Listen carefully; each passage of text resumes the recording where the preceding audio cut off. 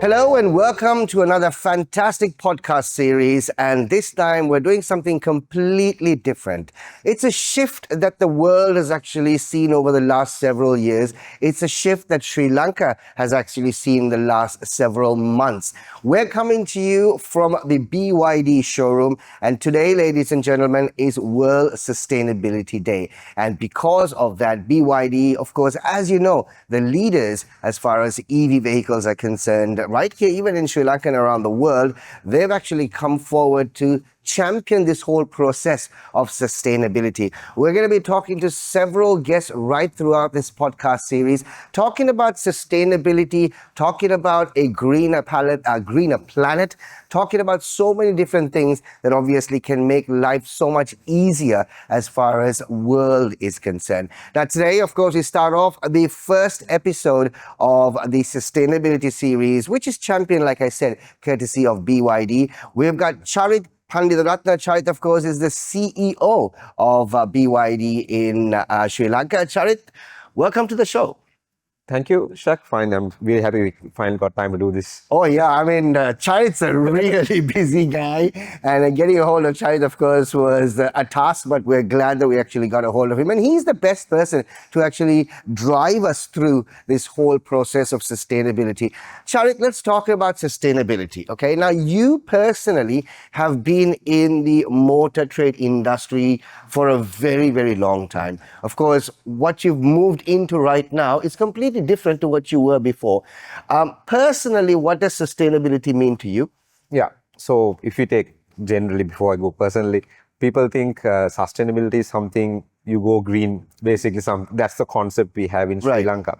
But sustainability has, I think, deeper meanings than that. It should be, like the word says, it should be sustained for a long period of time.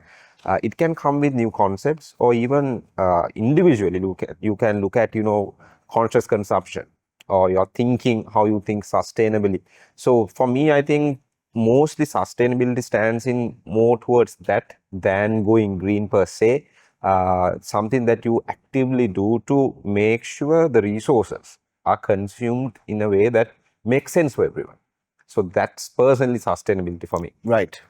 But moving from a trade that obviously didn't really look at sustainability at that point because everything was fuel consumption, moving into something like this, was it like a breath of fresh air for you? Yes, I would say yes. Immediately, it was a bit challenging as well. Right. To be honest, when we saw what BYD is offering in the world and what we saw in China, and we had about 5-year gap of imports of vehicles. So when we saw what's available globally and especially available in China and how their world has transformed through EVs and sustainable developments, it was a kind of a shock. And initially we had kind of a debate inside also whether that will work in Sri Lanka. Right. Because we know we are 5 years, 6 years behind in imports. Infrastructure is not really there yet. But JKCG as a company, we thought someone should lead this. So that's why not just cars, we are into charging infrastructure, after sales, everything that really supports this kind of an environment when it comes to transportation. It's not just cars, it's just transforming how you basically transport the industry, how to revolutionize that. So it's just not BYD per se, we started with that because they are leading this task, I would say, in the world right now. In all the markets, where some brands are just in certain markets, but BYD, wherever they go right now, they're number one.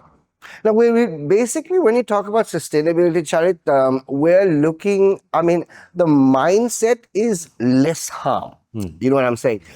Because there is a level of harm that obviously is still there. But you've obviously taken a different concept altogether. You've obviously sort of evolve this more less harm concept into doing more good. How's that actually been accepted by your consumers? Yeah. So as a brand, BYD per se, they have always been the guys who want to do something different. So that company started as a battery manufacturing company. Right. Even that, they were different to others. So they want to do something different in each industry and grow. And their vision is to actually bring down the entire global temperature by 1 degree. I know when we tell 1 degree, it doesn't really ring a bell in your head, but 1 degree going down the climate changes that all of us can enjoy is much more. So that's their vision. Right. It's not to sell a lot of cars not to sell this and that. It's their company vision is that. So we thought we should also embrace something like that. Sri Lanka is a very small country, and we don't need vehicles to go 1,500 kilometers by one charge, which is already there. We are already there, almost already there. But we just need something that we can go in and out to work and maybe go to country when we have free time. So I think even 400, 500 kilometers from one charge makes sense. So sustainability wise, I think Sri Lanka is in one of the best places we can be. Right. Because we have sunlight 24/7. Yeah. 365 days, unless it's there, it's rain. And the country is small. Right. And our road network is good. So transformation of EVs or long range hybrids really makes sense for Sri Lanka, and the cost of it. Right. From our calculations, we can easily tell it's 80% cheaper. Really? It's 80% cheaper. Wow. If you really convert and go 100% EV, and if you have a solar panel at your home, you are sorted, it's zero. Right, right. But the thing is, this, Charith, was something interesting is the fact that, look, before BYD really took this to the market, EVs were around. People knew about EVs. They looked at it in a very suspicious manner because not many people knew the whole idea behind it. But thanks to how you've actually put it forward, they seem to understand it more, but I must tell you, they don't necessarily still completely understand it, right? It's a whole education process. What are you doing of that? So first step, what we took is, like you told, the education part of it. Right. Why it makes sense to you and how cheap it is to you actually go in this direction. Like you told, EVs were there. Yeah. EVs were there from, I would say, mid of 2015, 16. It was there. Right. People were using it. One thing that was the major part of lacking was the backing of a good company and a manufacturer to say, okay, buy EV, don't worry for next 8 Right. years. Reliability. Reliability. Right. And you can, if there's something goes wrong, there's someone to take care of you. Right. And the infrastructure. Right. Then the next big thing is infrastructure, charging stations, support that you get if you have a problem with your charging, your battery, your motor. So all those things, now we have given a solution. Right. We have our charging network coming in, and there are other networks that are already active in Sri Lanka. We within a year, we have put 20 fast chargers in Sri Lanka around the country. Right. Our plan is to even go 50, even more if the country needs it. One thing we did with the product when we introduced it, we gave a free charge to make people familiarize with this charging concept. Right. If not for traveling to get energy, basic to get fuel, you have to go to a fuel shed, fill it up and come back. But now the mindsets are changing since we are giving a home charger. It's not a slow charge. It's a 7 kilowatt wall box charger that you can use with a normal power consumption at home. Okay. You don't really need to have three-phase electricity. So with that, now people are changing their mindset. I don't even need to go to a fuel shed. Right. I can just come home, just plug it in. Next day morning, it's full charge. Right. And car itself cuts the charging off. There's no harm to anyone. Okay. So now that slowly mindset changes are coming, and it's really evident from our sales trend as well. So as soon as BYD launched, the immediate requirement was for plug-in hybrids. Right. But with, I think, 2-3 months when the cars went out, the EVs went out, people who bought them were talking about it to their friends, families and everything, how easy it is and how cheap it is to actually maintain an EV. So then we saw a surge of EV demand starting from the Dolphin to Atto 3 to everything. People really realized this is the way forward. Right. Because you actually, Sri Lanka drive maybe 20-30 kilometers maximum a day. That's right. Majority. Yeah. Yeah. So if you divide 400 kilometers by 30, you don't even to charge once a week. Right. So that sort of thing, education plus the practical experience sharing really helped us. And one thing I must tell you is the fact that what you've done really well is the change of mind shift, which is not very easy to do. Because I think most probably the first step really would be the fact that it's cost effective as far as the vehicle is concerned, especially with the imports being opened after 5 years, when you have something of this nature and the price is cost effective. But once they do get into it, then they realize so many other things, not necessarily the vehicle is cost effective, life in general also becomes cost effective. Yeah. You've done that really well as far as BYD is concerned, and you obviously still, this is a long haul game for you. You just started. Why do you feel other industries are still lacking in those areas? I think it's a bit complicated because a lot of industries, including automotive, are kind of set in their ways. Right. So you really need to have a vision to change that immediately, because sometimes changing it now might really not good on your P&L status. Okay, yeah. But you should look at it as 10-year, 20-year investment, and it's not a expenditure, it's a sort of a direction that a industry need to take. We can see that, like, whoever who started this sort of thing a couple of years ago, even before we entered in automotive industry, there are some other industries sort of turned their way towards in Sri Lanka to these directions. Now we can see those industries, those companies actually getting the benefits of it, I would say. So I think it's one thing is vision and the leadership and the need to change your company or direction to that side. And maybe there are infrastructure matters as well. Like for auto, I can speak for automotive. When we came, there were no prominent charging network. But now with the vehicles coming in, a lot of people are investing. Right. So just general direction needs in that way. I think with time, everyone will see the benefits of being sustainable. Behavioral change is something very important, and that's exactly, I think, what we've seen so far with EV vehicles, especially BYD coming in the automotive industry. How difficult is it to actually change behavior in a small country like ours? Because this is all we know. This is all we've known. We buy a car, we go to a petrol shed, we pump petrol or diesel or whatever, we drive, right? This is a shift. It is a shift in behavior. It's not very easy to change behavior. Yeah, it's tough. Yeah. I would say it's tough. And we are still doing it. Right. I mean, in any product, there are people who shift early, later, and there are certain people who never changes and shift. Even today, out of Colombo, inside Colombo, we have so many campaigns, educational campaigns, so test drive campaigns. So anyone who comes and test drives our cars or even asks simple questions, we explain everything. Right. So even, for example, we had something in Kandy recently where people were not really familiar with EVs. Right. So they have seen a couple of things in Central Province, but a lot of people who are driving conventional vehicles, they come and ask, what's the cost of it? Is it very expensive compared to this? Is it just for show? But you're using this? Is it something like that? So we had to one by one explain these things. No, it's not like that. Anyway, this is going to happen. Right. At 10, 20, maybe 30 years, this might be the only way of that we will travel. Right. But educating people, the cost effectiveness, not just the cost effectiveness of use when you're using it, but your service cost, your after sales cost, your spare part cost, everything is comparatively cheaper for a person to afford it. So when we tell them, it kind of enlightens them, okay, there is at least there is something like this. I might not go for it today, but there is an option. It's an option for you. There is an option for me. I think that education really helped us. Right. And I think we will continue to do that. Right. Now we can see other brands also have come in to EV spectrum in Sri Lanka.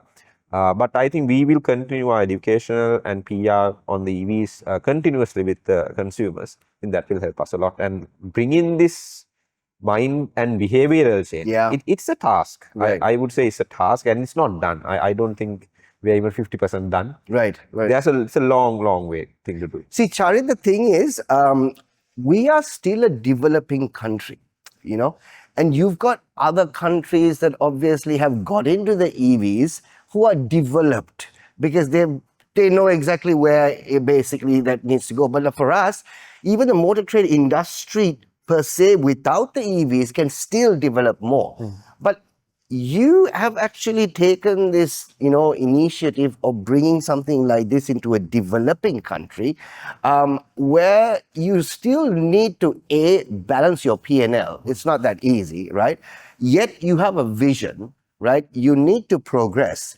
You need to make sure that there is performance as far as vehicles are concerned. Look, at the end of the day, this is not a charity organization. You need a profit also, right? So how do you balance all that, especially being in a developing country? Like, again, it's tough. It's tough. But it's like this. There are a few things I need to consider, the policies and regulations. I think I also need to be a bit more inclined towards sustainability in the country. But we understand the need of the hour is not that for the country. We are coming out of a recession. So certain policies and procedures are there to make sure everyone sort of survives. But I think policy-wise also there needs to be a bit of alignment with this kind of sustainable motive, I would say, in that way. But apart from that, infrastructure needs to get built in. One thing we find hard when we try to expand the networks are our grid support for that. But that's also we can see there's improvement. So we are getting some sort of support, I think. But one thing that we can focus is that in terms of automotive, when look at industry and what JKCG is doing, yes, we are sacrificing a bit of profits or whatever for that. But we want to sell the right thing at the right price. Right.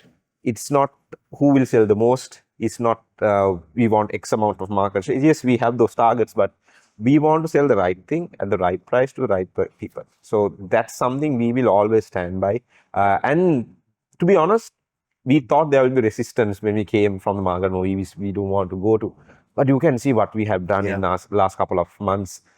Even with a new concept, even with infrastructure challenges, people have really taken EVs with open hands.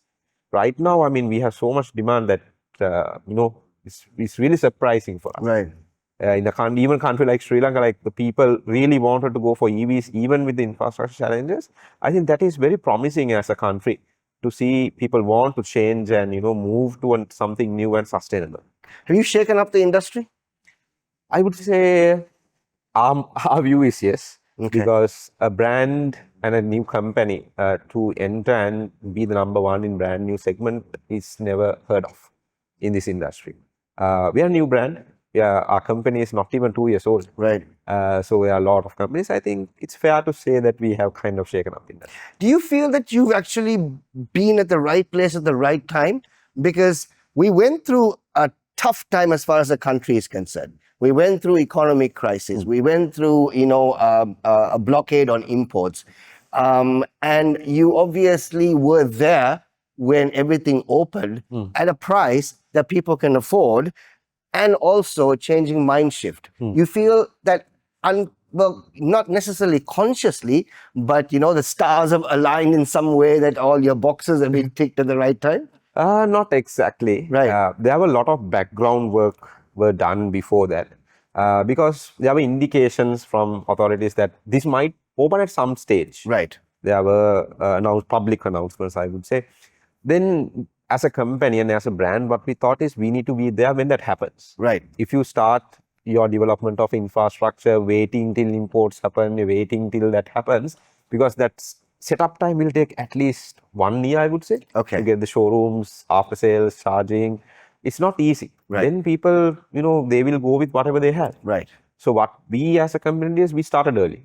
We started this very showroom before the import restrictions. So you use that time to actually strategize and pre-plan. And we actually put infrastructure behind it. Right. Not just planning, we put infrastructure behind it. We were ready when the market was open. So we could give that solution to the people, and they were expecting some kind of a change. Right. I think with that and the cost effectiveness and where after sales, spare parts, everything being ready at the time they purchased gave them a lot of confidence. Right. I think we kind of aligned our own stars. Yeah, that's nice. And we pushed it through. That's really nice. Charith, it's really nice to talk about sustainability in the boardroom. It's nice to talk about sustainability among your group of directors, etc.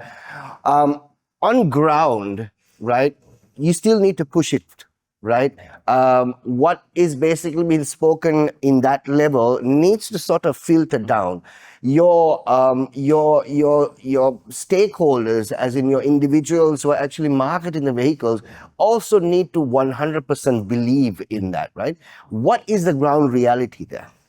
Well, I think most of what we have discussed at board level has cascaded down. Okay. What we see, what we really need to manage is the mindset shift of customers to our philosophy. Right. So to do that, we need to be ready with all the questions they might ask. Right.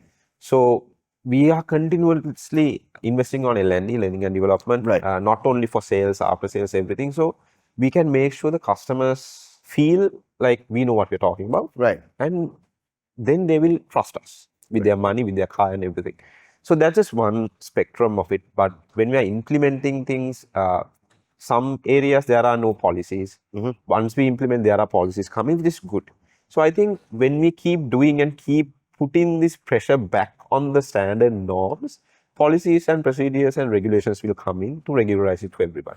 I think that's the biggest challenge we are facing right now, to get them running. So we have seen some examples. When we start them running, then the thing starts. Okay. Then everyone notices, okay, we need to support this initiative. Then everyone comes together. Right. I think that's the biggest push we need to give back to, I would say, 100 years of normal conventional vehicles. Yeah. But I think slowly it will charge and go through. You know, the thing what we're basically doing right now, of course, is not the fact that we're doing this because that we want them to sell more BYD vehicles. That's not the point here. The point, of course, is the fact that they're here. They're here with a vision. They're here with, of course, making sure we've got a greener planet. There are so many different attributes that obviously go through that process. Yes, they are the market leaders as far as EVs are concerned, but we need to also understand the vision behind the whole thing. Like Charith was talking about, the behavioral change, the mindset, the mind shift change, which is all actually required. And today, of course, is World Sustainability Day, and we thought this was a perfect time to align the whole process of BYD vehicles. Now, on the streets today, you know for a fact that everybody out there knows exactly what a BYD vehicle is, and they know how much that they're obviously pushing as far as sustainability is concerned. Charith, we've got lots of industries like the motor trade industry who can shift, who basically will move towards that. And on the series, we have certain of those individuals who are actually coming on. And a big thank you to BYD for obviously accommodating that and also pushing what they're doing in their industry. But we still see a backlog, or we still see a pushback. You feel the generation shift that we are going through right now, we don't fall in this generation shift, Charith. I mean, you've got the Gen X and the Gen Zs obviously moving in to the corporate world. You see them looking at it in a completely different way compared to us and our parents did? I think they are looking at it in different way, but I think we need to make sure the structure is there for them to thrive on it. Right. Because if you have innovative idea and you want to do something new and sustainable, and you come and you get your neck cut off, I don't think a lot of people will encourage it. Right. So I think as people who are enabling these things, we need to make sure that environment is there for the new generation to come and do something new. Right. If like the people who are leading stick to their own ways, this is how we have done for 15 years, this is how we have done for 10 years. I don't think a lot of new ideas will come, how to do this more sustainably, how to do something that makes actually even more profits. We never know. Right. We need to be open about it and let the new generation also come up with their new ideas and see, and maybe guide them towards the right direction to getting the best out of them. I mean, the new generation is actually far more knowledgeable about the environment than we ever were. We got to admit that. We ever were. I mean, we really didn't look into the harmfulness of the environment. There are lots of stuff that we were doing which obviously was harming the environment. But now this generation basically is talking about that, which again, they know more about it than we actually do. I think there's so much that we can actually learn from them. Yes. In terms of this whole mind shift change also. But when it comes to obviously pushing forward in terms of the behavioral change, now you've seen it happening. It's not going to change overnight. It's going to take some time. Where do you see the whole vision of BYD, which you started 2 years ago, in the next 2 to 5 years in Sri Lanka? Well, vision of BYD, like I told, it's not just selling cars. Right. So we will see more advanced products coming in future, more EVs that will have more range, that will have lesser charging times. So that's how the world goes. And that part will also go there, and the innovative solutions for charging infrastructure. So BYD has a lot of pillars. So we are in automotive. So in automotive also they have few things. Then they have charging, they have their battery sustainable, that business separately, and they are into many industries as well, including public transport. So if the time is right, and if Sri Lanka as a country is ready to move into those things, I think BYD will have solutions for most of our mobility problems and our energy issues as well. So as part of JKCG, I think what we can do is to enable these things when the time is right. Right. It's available to us if we are in the right place. So we can make sure that we will push in the right direction. You know, we as a country, we're a blessed country, right? We have, like you said, we have sun right throughout the year, right? Yes, maybe 1 or 2 months as far as monsoon is concerned, that's not going to hamper too much, right? We've got vast areas where we use for wind force energy at the end of the day. We are an island, right? We've got sea all around us. I mean, we are like a sustainability hub right here as far as the country is concerned.